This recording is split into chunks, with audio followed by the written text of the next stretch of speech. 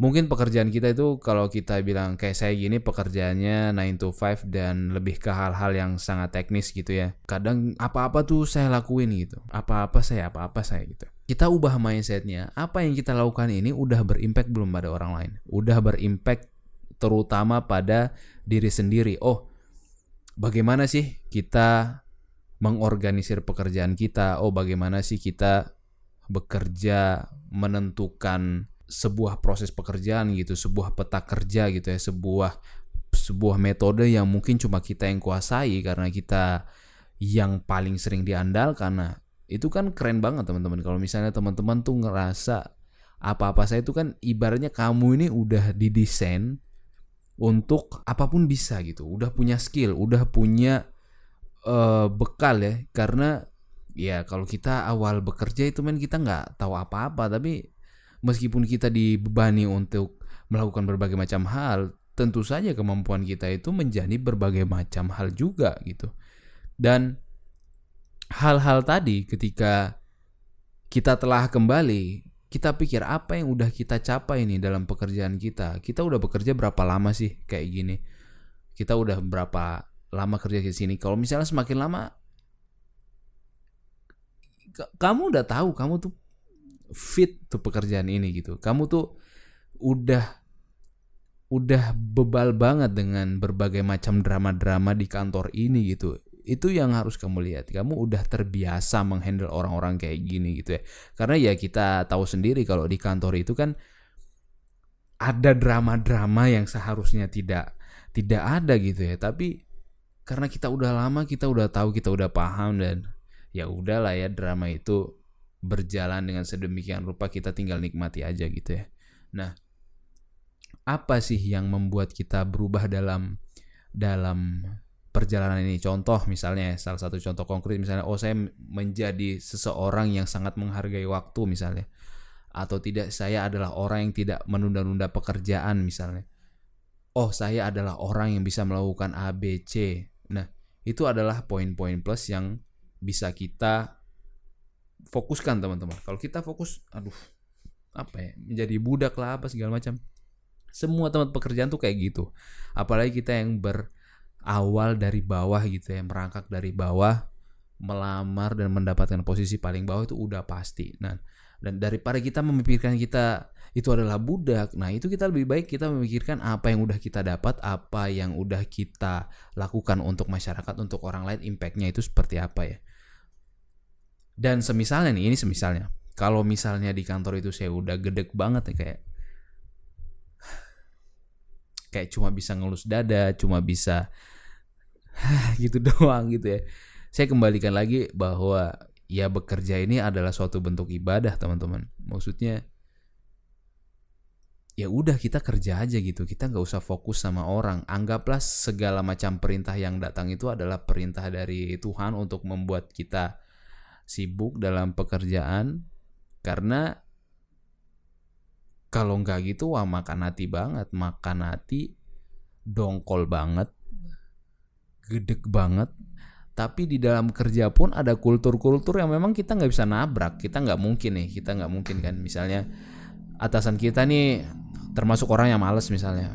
Nah, dia suruh kita ngerjain apa yang harus dia kerjakan gitu, tapi dia nggak mau kerjakan, dia kasih ke kita. Kita mau apa? Kita mau bantah dia, kita mau nggak ngerjain. Nah, itu semua bakal kembali ke kita lagi gitu. Penilaian atasan itu juga kadang penting juga buat kita. Bila kita tidak dinilai baik oleh atasan, nah kita juga yang susah sendiri gitu kan. Nah, di posisi-posisi kayak gitu tuh emang udah ya Allah, bismillah aja dah. Semoga ini engkau terima sebagai pahala. Semoga ini engkau maha tahu apa yang ada di hatiku. Bismillah, saya laksanakan tugas ini. Udah, itu insya Allah bisa jadi lebih ringan gitu ya. Kemudian yang kedua, itu yang pertama ya, kita coba mencari purpose di dalam pekerjaan kita. Yang kedua adalah kita coba mencari purpose di luar pekerjaan kita. Purpose yang ada di luar pekerjaan kita tuh seperti apa sih? Pertama mungkin keluarga ya. Keluarga itu yang bisa menjadi semangat untuk kita. Anak kita bisa menjadi penghibur hati kita kalau lagi lelah ya. Bisa juga hobi. Jadi teman-teman yang mungkin punya hobi melihara ayam, melihara ikan, hobinya motor, hobinya diecast, berbagai macam hobi, Nah itu coba nikmati lah. Itu saya pernah ngobrol sama saya punya teman gini. Dia itu mungkin umurnya tuh udah kepala 4 ya. Terus apa yang membuat abang tuh senang dengan ayam?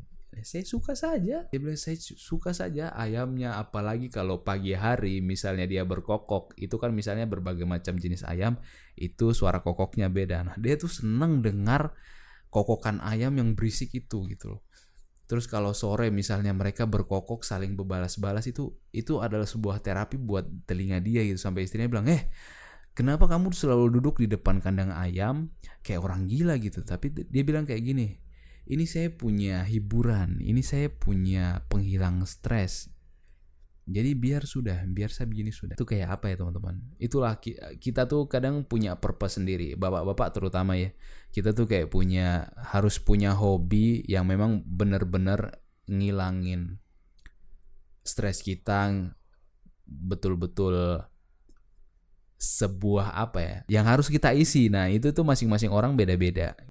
Dan kemudian yang ketiga adalah kita coba challenge pekerjaan kita gitu ya. Skill-skill yang pengen banget kita pelajari, salah satu contohnya misalnya videografi, sinematografi, atau public speaking. Kita pengen buat YouTube, kita pengen podcast dan lain sebagainya. Nah, intinya rumus dari challenge pekerjaan ini adalah sesuatu hal yang kamu suka dan ditambah dengan sesuatu hal yang bakal nambah growth karir kamu nih.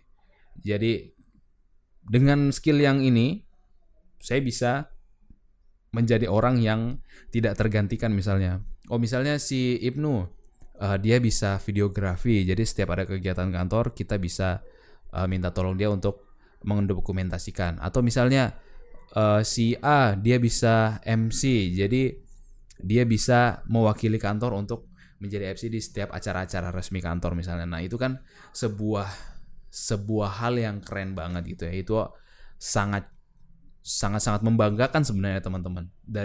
Daripada kita memikirkan, kita kerja 9 to 5, kita hanya scroll HP, misalnya tidak ada kegiatan gitu ya. Kita tidak men-challenge diri kita untuk menjadi lebih baik. Ya wajar aja ketika kita itu gampang sekali tergantikan oleh orang lain gitu ya. Dan yang harus menjadi catatan adalah ketika pekerjaan ini kita rasa memberikan kenyamanan atau tidak memberikan gaji atau uang yang cukup dengan keluarga kita, tapi kita masih bisa handle drama-dramanya, kita masih bisa handle dinamika dalam kantor ya, it's okay kalau misalnya kita ngerasa lelah gitu ya. It's okay juga kita kadang menggerutu, kadang kita misu-misu, kadang kita mengeluh ya, kita juga manusia, tapi jangan sampai kita berpikir untuk resign gitu ya. Karena sejatinya resign itu tidak semudah itu teman-teman. Resign itu tidak kayak kita tidak sesuai dengan pekerjaan ini kemudian kita langsung cabut gitu, itu nggak sesimpel itu. Dan yang harus kita diperhatikan sebelum kita resign, kita harus memegang pegangan yang lain gitu ya, layaknya seorang Tarsan gitu ya. Pekerjaan kita sekarang ini kita megang gini nih. Nah sebelum kita lepas kita harus memegang dahan yang lain, kita harus memegang agar pohon yang lain, kita harus memegang pekerjaan yang lain gitu ya. So, it's okay kalau kita ngerasa lelah, ya namanya juga kerja gitu ya. Kerja itu lelah wajar, stres wajar. Yang tidak wajar tuh kalau kita sampai stressful, overthinking, depresi, mengganggu jam tidur kita, mengganggu kesehatan mental kita, mengganggu waktu keluarga kita gitu. Wah, itu udah emang bener-bener toxic banget. Udah sampai ke mungkin verbal abuse, mungkin ya abusive ke fisik juga gitu. Nah itu ya mungkin memang harus resign ya. Tapi kalau nggak sampai kayak gitu ya nggak usah resign gitu ya. Santai aja. So itu aja video dari saya. Mudah-mudahan bermanfaat teman-teman. Pekerjaan 9 to 5 harus survive mantap sekali.